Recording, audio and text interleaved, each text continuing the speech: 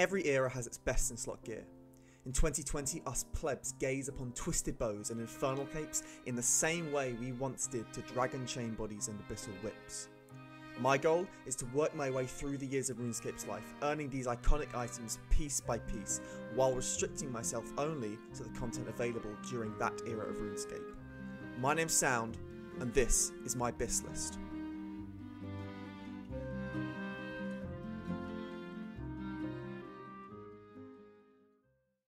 It's the 27th of February 2002. You've just gotten home from school, and on any other day you'd go straight to the family PC to boot up Internet Explorer. But today is different. You've cleaned your room, you've done all your homework, and you even let your little brother have the TV remote. Today, you were going to pop the question. Fists clenched, hopes high, you go to your dad. He tells you to ask your mother. You go to your mother and say, "Mum, can you buy me RuneScape membership?" Welcome to 2002. We've just unlocked the biggest expansion to the map we're ever going to see. Look at all this new members exclusive content. Dragon equipment, the Heroes Guild, agility, thieving, herblore, fletching. You're telling me there's more than one type of tree now? Tavali, Sears Village, Catherby, Ardugan, fuck it. There is a lot of new stuff. It's a lot to digest. Let's have a look at our goals for this era. We've got 23 new quests to complete, culminating in the Family Crest and Heroes Quest, both unlocking a best in slot piece of gear. Speaking of which, while we do get access to powerful wave spells at 61 magic, our gear setup for this style doesn't see much change. We will be making use of passive upgrades through the Boot of Lightness, steel gauntlets from Family Crest, and an Amulet of Glory. The release of Fletching doesn't bring any new ranged armor, however it does provide a huge upgrade in the form of new weapons and ammunition, namely the magic shortbow and rune arrows. Finally, our melee setup is interesting, as we have two. Firstly, we'll be upgrading our weapon to the DBA, Dragon Battleaxe. As mentioned, Family Crest awards the steel gauntlets, which not only provides superb defensive bonuses, but also a +2 to all melee attack styles and strength. But there's a catch. Remember last episode when I said that plate bodies blocked out our glove slots? This means that in order to utilise the offensive upgrades that the gauntlets will provide, we'll have to sacrifice our defense and downgrade our plate body to a chain body. Oh, and there's one more upgrade to be obtained. A crown that only the most elite of adventurers would ever have donned. The Dragon Medium Helmet. My goal for this episode is to get the majority of the new quests available completed, barring a couple that require some longer skill grinds, and then finish by completing Heroes Quest. With membership, my bank space has doubled to 92 slots, so I've done a little bit of prep for this by gathering the required items for all the quests. I also picked up a Mithril and Addy axe from another player, as I'll need to get 36 woodcutting as part of this. I started off by completing Witch's House and Druidic Ritual. I also gathered all the herbs needed for 25 herb lore, as this is a requirement for Heroes Quest.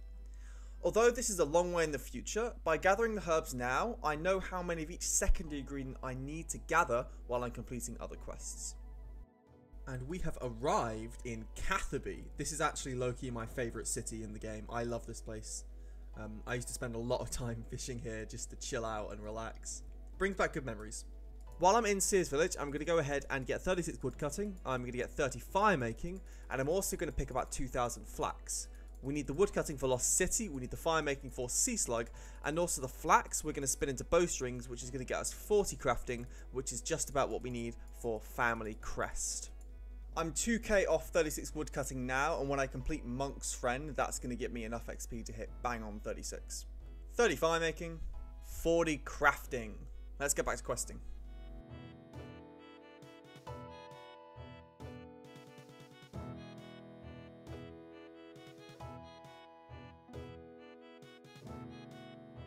Now that we've done some quests in Ardoin, it's time to do a little bit more skilling. I need to get 21 thieving so that I can complete Tribal Totem, and I also need to get 40 smithing, which is another one of the requirements for Family Crest.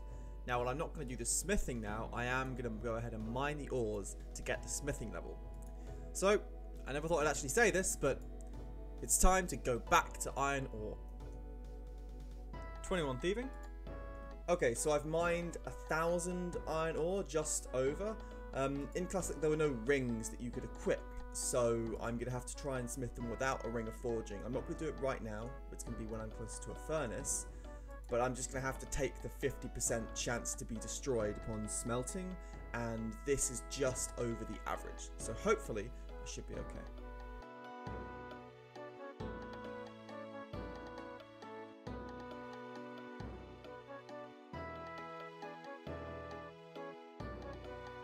With that, waterfall quest complete. If only getting a diamond was that easy in 2001. But 47 attack, 51 strength. So we need 25 agility to complete the Grand Tree, and since we can't access any of the rooftop agility courses, we are going to have to do this agility training old school. And with this, we'll hit 25 agility. Now let's get the Grand Tree out of the way. Interestingly enough, what's considered to be the rarest item in the game isn't the Christmas cracker or any of the party hats, but rather it's an item which can be found in this house. In RuneScape Classic, as part of the Grand Tree quest, you can loot an item called the Warship in Glau's house. It doesn't serve any functionality and most players dropped it after they'd looted it. However, when RuneScape Classic became RuneScape 2, that item was no longer obtainable, and the only ones that persisted in the game were the ones that players had kept in their banks. As of 2017, only 178 players still had a warship in the game. Hey, Grand Tree done. We got a few levels out of this. We get 31 agility, 50 attack. Awesome. And 34 magic. Cool. Now that I've got most of the easier quests out of the way, it's time to get the requirements for Heroes Quest. The main one I'm missing is 25 herb lore. I've got all the herbs to do this, but I need to gather the secondaries. So I need to gather unicorn horns, red spider's eggs, and a few limpwort roots, because I had lots left over from hill giants. I also need to get 53 fishing and 53 cooking. 53 fishing and 53 cooking. Because you couldn't buy items in packs in RuneScape Classic, I had to buy all of my vials and Eyes of Newt, one inventory at a time. I also had to buy all my vials empty, as you couldn't buy water-filled vials from a shop. One of the bigger money-making methods that you could do as a low level was actually filling vials with water here at Falador. Once I got 25 herb lore, I quickly needed to finish up Lost City, and then it was time for Heroes Quest. And then I said, is that a rune crossbow? Sorry. No blowpipe, no. Excuse me. Hello.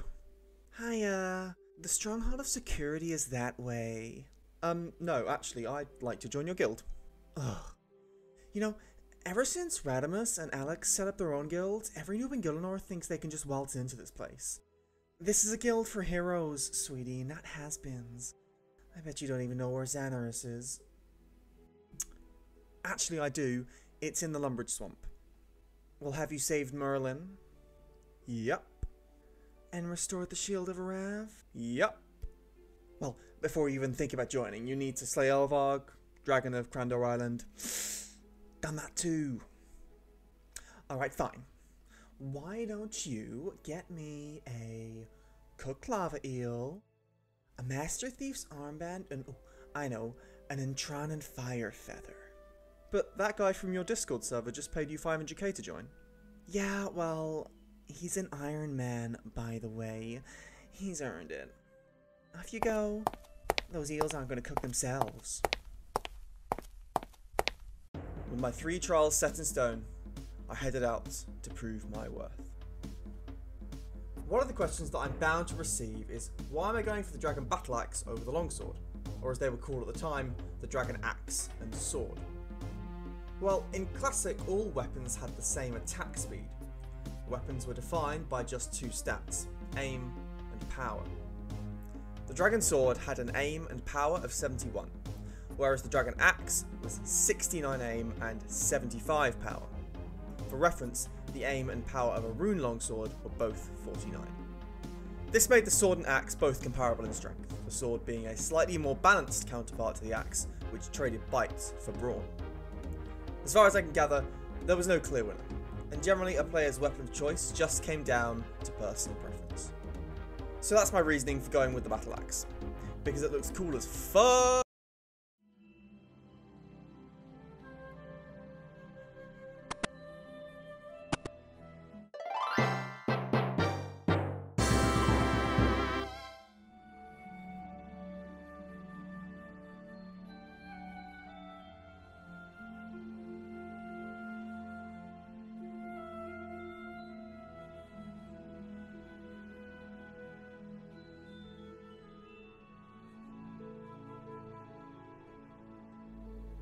Well, there we go. Hero's Quest has been completed. It's time to achieve the next upgrade in our Bis List. Oh. Right. Well, I guess I know what I'm doing next episode.